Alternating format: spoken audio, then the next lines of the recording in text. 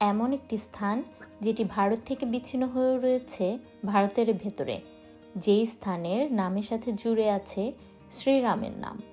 দুই সাগরের মিলনস্থলে অবস্থিত এই আইল্যান্ডটির জিওলজিক্যাল সিগনিফিক্যান্স যেমন গুরুত্বপূর্ণ, তেমনি রয়েছে প্রোফাউন্ড রিলিজিয়াস সিগনিফিক্যান্সও। This is the last land of India, Rameswaram. আমি যেহেতু চেন্নাই থাকি, তাই আমার এই রামেশ্বরম জার্নিটি আমি শুরু করি চেন্নাই এগমোর রেল স্টেশন থেকে। চেন্নাই থেকে রামেশ্বরম যেতে যেহেতু আমার 11 আওয়ার্সের ট্রাভেল টাইম গুনতে হবে, তাই আমি সন্ধ্যার সময়টি বেছে নেই ট্রাভেল করার জন্য, যেন ভোরে পৌঁছে পুরো দিনটি ইউটিলাইজ করে একদিনেই ট্যুরটি কমপ্লিট করতে পারি। এটি আমার ইন্ডিয়াতে first time train journey. That's why I was very excited about the journey. বলা বাহুল্য যে ইন্ডিয়ান ট্রেনগুলো এত কমফোর্টেবল যে বেশ আরামেই জার্নিটি কমপ্লিট করে ভোর রাত 4টায় আমি পৌঁছে যাই মান্দাপাম রেল স্টেশনে। পাম্বান ব্রিজ, যেটি কিনা ইন্ডিয়ার মেইনল্যান্ডের সাথে রামেশ্বরম আইল্যান্ডকে কানেক্ট করে, সেটিতে কাজ চলার কারণে আমাদের এই স্টেশনেই নেমে বাসে করে রামেশ্বরম পৌঁছাতে হয়েছিল। আদারওয়াইজ ট্রেনটি সরাসরি রামেশ্বরম যেত। ভোরের আলো ফুটতেই আমি পৌঁছে যাই রামানাথস্বামী টেম্পল দর্শনে। এই মন্দিরটির সিগনিফিক্যান্স হলো এটি হিন্দুদের তীর্থস্থানের 4 ধামের এক ধাম। মন্দিরের ভেতরে ভিডিও করা নিষিদ্ধ ছিল, তবুও যারা যেতে অক্ষম তাদের জন্য কিছু ফুটেজ নিয়েছিলাম, সেগুলোই তুলে ধরলাম। Just look at the architectural and sculptural work of the pillars. জানা যায় মোট 1212টি পিলার রয়েছে এই মন্দিরে। The outer set of these temple's corridors is reputed to be the longest in the world.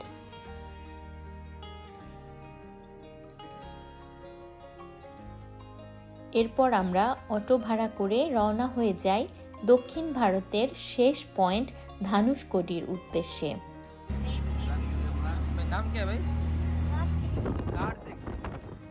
যাবার পথে এই ছোট্ট বন্ধুটি লিফট চেয়ে উঠে পড়ে আমাদের অটোতে। Such an innocent boy he was. এই যে অপূর্ব সুন্দর দৃশ্য দেখতে দেখতে যেই রোড দিয়ে আমরা ধানুষকোটি যাচ্ছি, এই রোডের এক পাশে রয়েছে বে অফ বেঙ্গল এবং অপর পাশে রয়েছে ইন্ডিয়ান ওশান।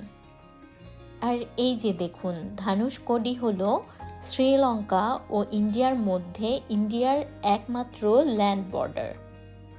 ধানুষকোডিতে পৌঁছেই আমরা দেখতে পাই অশোকা পিলার।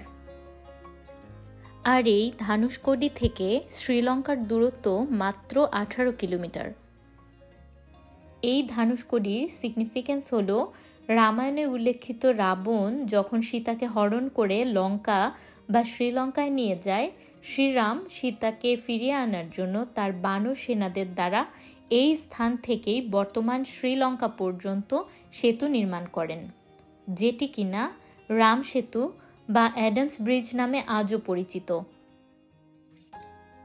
যার অস্তিত্ব আজও ম্যাপে বিদ্যমান।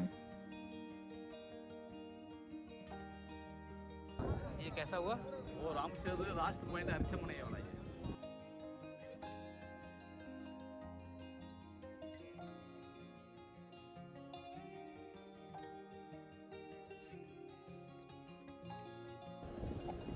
ইন্ডিয়ার লাস্ট পয়েন্টে বসে বে অফ বেঙ্গল ও ইন্ডিয়ান ওশানের মিলনস্থলের নীল পানির দৃশ্য ছিল মনোমুগ্ধকর।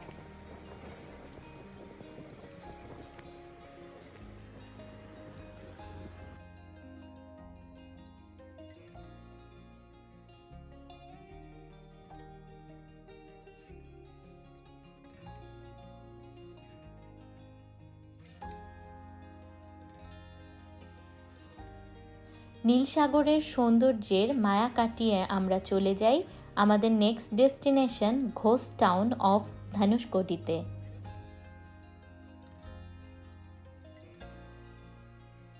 এটি এখন অ্যাবান্ডন টাউন হলেও 60 বছর পূর্বে এটি একটি বিজি পোর্ট টাউন ছিল। 1964-এ এক সুপার সাইক্লোনে এই শহরটি ধ্বংস হয়ে যায়। জানা যায় যে 20 ফিট উঁচু ঢেউয়ে 115 জন প্যাসেঞ্জার ও রেল স্টাফ সহ পাম্বান ধানুষকোডি প্যাসেঞ্জার ট্রেনটি পানিতে ডুবে যায় এবং সেই এরিয়াতে বসবাসকারী প্রায় 1800 জন মানুষ প্রাণ হারায়। এরপরে এই শহরটিকে বসবাসের অনুপযোগী ঘোষণা করা হয়। ধ্বংসস্তূপের মাঝেই দেখা পেয়ে গেলাম একটি সুন্দর ময়ূরের।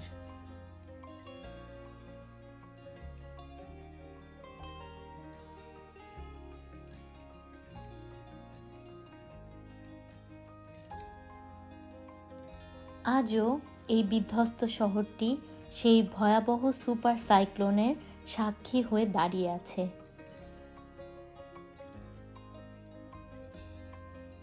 সকাল 6টা থেকে সন্ধ্যা 5টা পর্যন্ত পর্যটকরা এই শহরটিতে ঘোরার অনুমতি আছে।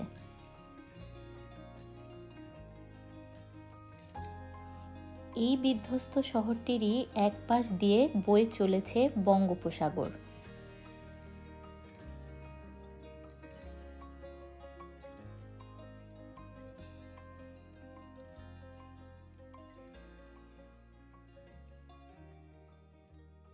যেহেতু ভোররাত থেকে আমাদের কিছু খাওয়া হয়নি, তাই ঘুরতে ঘুরতে প্রচণ্ড ক্ষুধা লেগে যাওয়ায় আমরা সেখানকার এক লোকাল দোকানে সাউথ ইন্ডিয়ান ব্রেকফাস্ট করে ফেলি।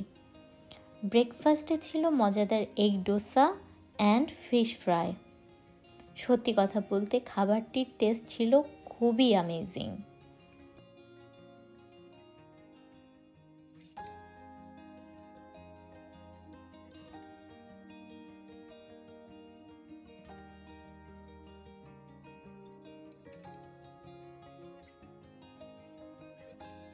এরপরে আমরা চলে যাই আমাদের next destination Vibhishana Theertham temple, যাকে কোথান্ডারামার টেম্পলও বলা হয়। জানা যায় যে এখানেই রাবণের ভাই বিভীষণ রাম ও তার বানর সেনাদেরকে রাবণের সাথে যুদ্ধের পূর্বে আশ্রয় দেন এবং যুদ্ধের পর রাম বিভীষণকে এখানেই লঙ্কা বা বর্তমান শ্রীলঙ্কার রাজা হিসেবে ঘোষণা করেন। মন্দিরটির পাশে রাম সেতুতে ব্যবহৃত পাথর সংরক্ষিত আছে।